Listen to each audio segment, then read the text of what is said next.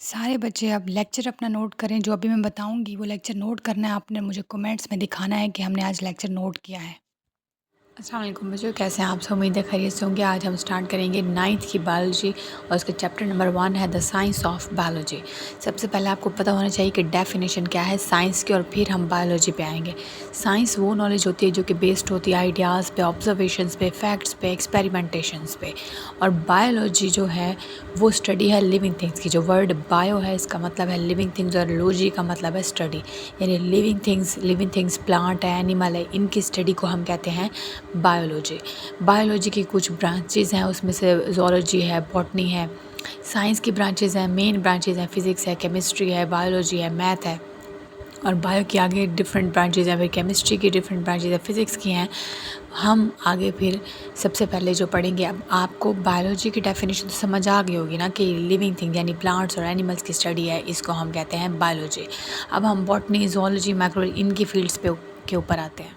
अब यहाँ से मेन चीज़ आपका टॉपिक स्टार्ट हो रहा है, biology and its branches. Biology is the science of life.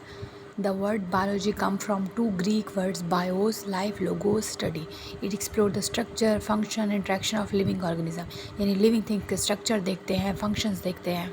Biology में हम लिविंग थिंग्स का स्ट्रक्चर देखते हैं, फंक्शन देखते हैं, और इनका आपस में जो ताल्लुक है वो देखते हैं। Understanding biology help us to address. अब ये बायोलॉजी की जो है एप्लीकेशंस हैं, जिसमें बायोलॉजी एड्रेस करती है इश्यूज़ को रिलेटेड टू हेल्थ में जितने मसले हैं, सेहत के मसले, फूड में मसले या इन्वायरमेंट के बारे में सब कुछ बायोलॉजी हमें बताती है। Biology offer a fascinating journey of discovery from microscopic world of bacteria to the vast ecosystem of our planet. हमारी अर्थ के ऊपर जितने बैक्टीरियाज हैं, जितने वायरसेस हैं, उनकी डिस्कवरी, उनके बारे में स्टडी, जितनी भी माइक्रोस्कोपिक छोटी छोटी सी चीज़ें हैं, छोटे छोटे से लिविंग ऑर्गेनिज्म हैं, उनके बारे में हमें बायोलॉजी बताती है। मेजर फील्ड्स ऑफ बायोलॉजी में देखें तो बायोलॉजी की फील्ड्स, मेन जो ब्रांचेस हैं, biology is a vast field that explore the incredible diversity of life on earth. To better understand this complexity, scientists have divided biology into three main fields. 3 किस्म की main fields हैं biology की। Zoology है, botany है, microbiology है। Zoology का जो zoo वाला वर्ड है ना, ज़ू से ही इसका मतलब है एनिमल के बारे में। It is a study of animal including the structure, function, behaviour and diversity. हम एनिमल्स का स्ट्रक्चर देखते हैं, किस तरह दिखते हैं, उनके अंदर काम क्या हो रहा है, उनका बिहेवियर देख रहे हैं, डाइवर्सिटी देखते हैं। बॉटनी, ये जो वर्ड बॉटनी है ना, आप प्लांट की स्टडी है। बॉटनी वर्ड जो बूटा वर्ड है ना, आप उसे याद रख लीजिएगा। It is a study of plant including there structure, growth, reproduction and interaction with the environment. Plant के बारे में स्टडी को हम कहते हैं बॉटनी, और इसमें हम स्ट्रक्चर देखते हैं, इसमें ग्रोथ देखते हैं, रिप्रोडक्शन देखते हैं, और इनका आपस में इन्वायरमेंट के साथ ताल्लुक देखते हैं। माइक्रोबायोलॉजी, माइक्रो का मतलब ये छोटे छोटे से और living organism. Study of micro organism such as bacteria and microscopic fungi is called microbiology, यानी बैक्टीरिया और फंजाई वो ऑर्गेनिज्म हैं, लिविंग थिंग्स हैं जिनको हम नहीं देख सकते, बहुत छोटे से हैं, उनकी स्टडी आती है माइक्रोबायोलॉजी में। It include the study of structure. अब इसमें भी हम इसके स्ट्रक्चर देखते हैं, फंक्शन देखते हैं, उनके हैबिट्स देखते हैं, रिप्रोडक्शन देखते हैं, and there impact on health environment, उनके और हमारी जो हेल्थ पे इनके असर, बैक्टीरिया का असर, हमारे इन्वायरमेंट पे बैक्टीरिया का असर, ये सब कुछ हम माइक्रोबायोलॉजी के ब्रांच में देखते हैं, बायोलॉजी की मेजर फील्ड में देखते हैं। अभी तो पहले हमने मेन ब्रांचेस, मेजर ब्रांचेस पढ़ी थी, अब पढ़ेंगे सब ब्रांचेस, यानी छोटी छोटी सी branches. Biology is divided into different branches of better understand the aspects of life. अब हम छोटी छोटी ब्रांचेस पे आएंगे, जो बायोलॉजी की और भी ब्रांचेस हैं और बहुत सब फील्ड्स उनको हम कहते हैं, जिसमें है मोरोफोलॉजी। मोरोफोलॉजी का मतलब है हम फॉर्म्स देख रहे हैं, हम स्ट्रक्चर्स देख रहे हैं किसी भी ऑर्गेनिज्म का कि बाहर से दिखता कैसे है। Morphology is the study of the form and structure of organism. Structure, organism दिखता कैसा है, ऑर्गेनिज्म किस बना कैसे है। Morphology studies the outward appearance, यानी बाहर वाली शेप, कलर, पैटर्न, किस तरह का दिखता है, कैसा कलर है, कैसे रंग है इसका, और इसकी शेप कैसी है, और इसके इंटरनल ऑर्गन्स देखते हैं वो कैसे हैं। ये असल में आता है मोरोफोलॉजी की स्टडी में। एनाटॉमी का मतलब है अंदर तक स्टडी करनी है हमने, इसके फिजिकल स्ट्रक्चर्स देखने हैं, उनके फंक्शंस देखने हैं। Anatomy is a branch of biology that explore the internal physical structure of organism. अंदर जो फिजिकल स्ट्रक्चर हैं ऑर्गेनिज्म के, हम वो देखेंगे, पार्टिकुलरली ह्यूमंस, जैसे कि इंसान के बॉडी के अंदर कौन से स्ट्रक्चर्स हैं, हम उनकी स्टडी करेंगे, एनाटॉमी। जैसे फॉर एग्जांपल आप स्टमक की स्टडी कर रहे हो तो ये एनाटॉमी में आता है। It helps in the disease diagnosis, कौन सी डिजीज़ आपको लग गई है हम वो उसमें देखते हैं एनाटॉमी में।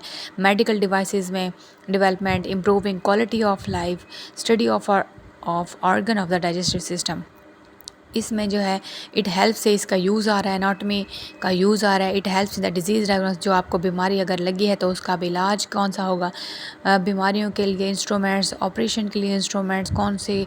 अब देखो जो ऑपरेशन के लिए इंस्ट्रूमेंट्स होते हैं वो और किस्म के यूज़ होते हैं, तो वो इसमें एनाटॉमी के लिए उसमें एनाटॉमी हेल्प करती है। और improving quality of life, study of organ of the digestive system, वो इसके एग्जाम्पल में आ जाता है एनाटॉमी के। नेक्स्ट सब ब्रांच है फिजियोलॉजी। फिजियोलॉजी यानी function of the parts of the body. It is a branch of biology that deals with the function of body parts, यानी बॉडी के पार्ट्स किस तरह फंक्शन कर रहे हैं, किस तरह अपना काम कर रहे हैं, वो फिजियोलॉजी में आएंगे।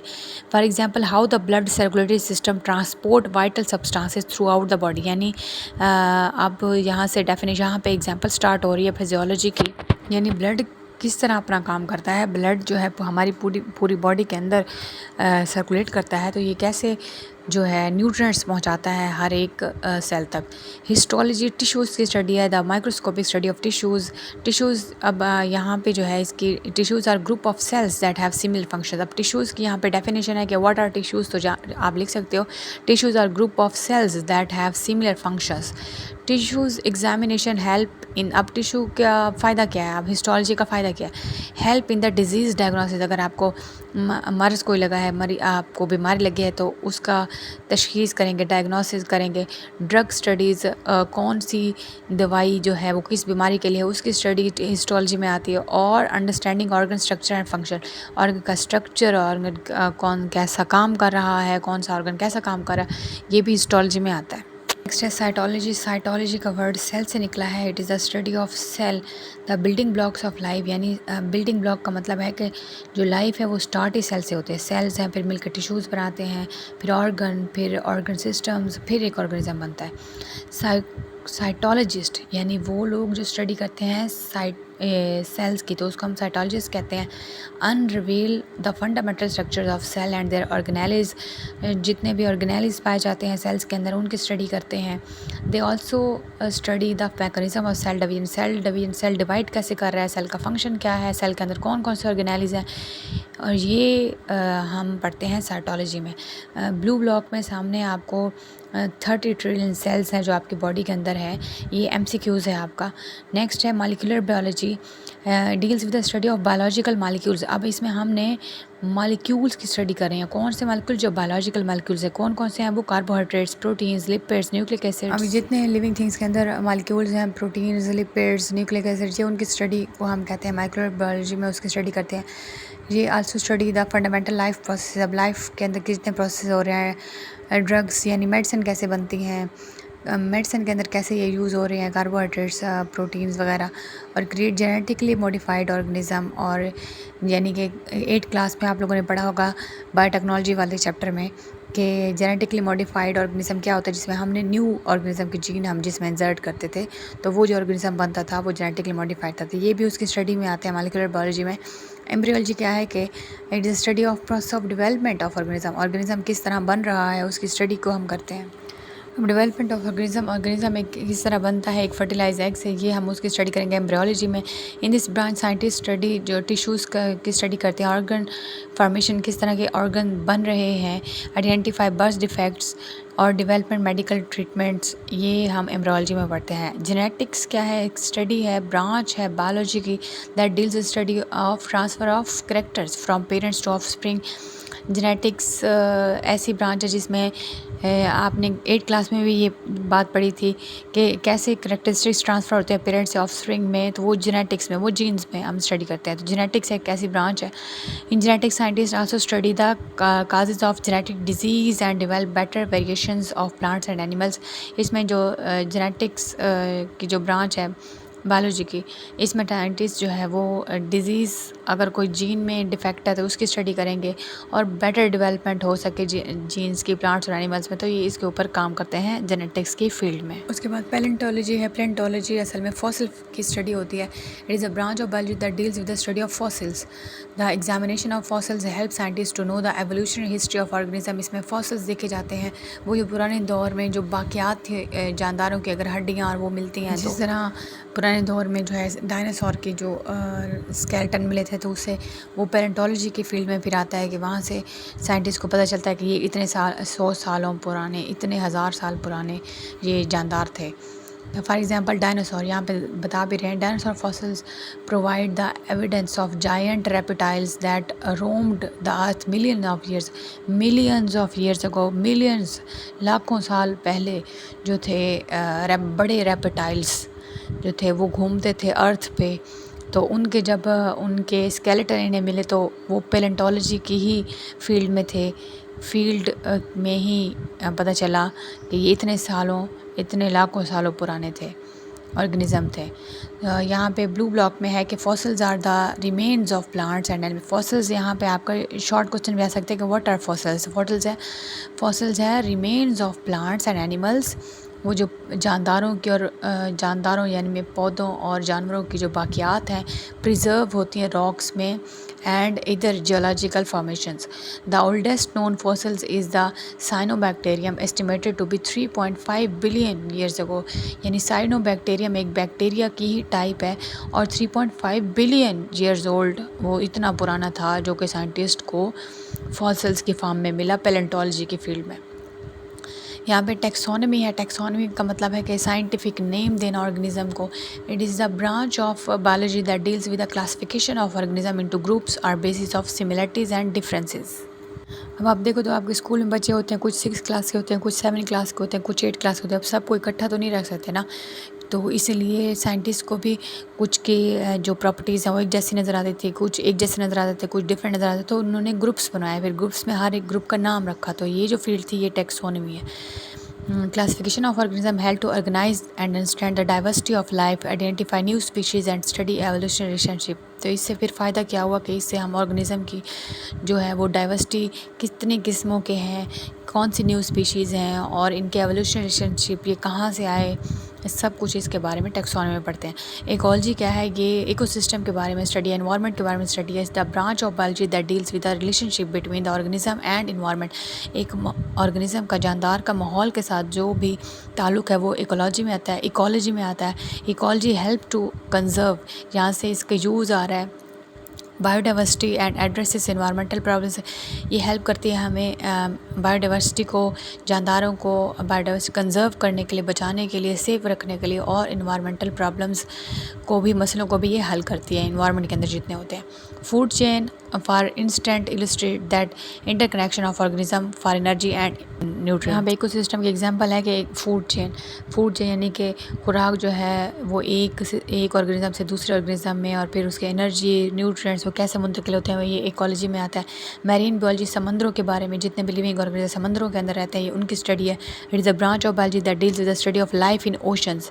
इट हेल्प टू अंडरस्टैंड यहाँ से इसका यूज़ है। एक तो बायोडाइवर्सिटी के बारे में, discover new species and addresses marine conservation issues. For example coral leaves support a wide variety of marine life. जहाँ पे इसके यूज़ आ रहा है कि मैरीन बायोलॉजी जो है हमें हेल्प आउट करती है।